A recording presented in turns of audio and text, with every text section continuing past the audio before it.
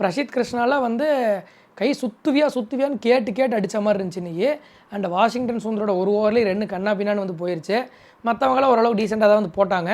அயர்லாண்டை என்ன தான் அந்த டாப் ஆர்டரை வந்து கொஞ்சம் சீக்கிரமாக விக்கெட்ஸ் எடுத்து ப்ரெஷரில் போட்டாலும் அவங்க மிடில் ஆர்டர் சூப்பராக ரெக்கவர் பண்ணி ஒரு ஃபைட்டிங் டோட்டல் ஆஃப் 182 எடுத்துகிட்டு வந்தாங்க. Credits to Tucker, Delany and Dockrell இவங்க எல்லோரும் தான் வந்து ஒரு அந்த மிடில் ஆர்டரில் கான்ட்ரிபியூட் பண்ணது. அதே இந்த பக்கம் வந்தால் அபிஷேக் சர்மாவை தவிர ஒருத்தனுக்கும் பவர் பிளேயில் பேட்டில் பால் படல.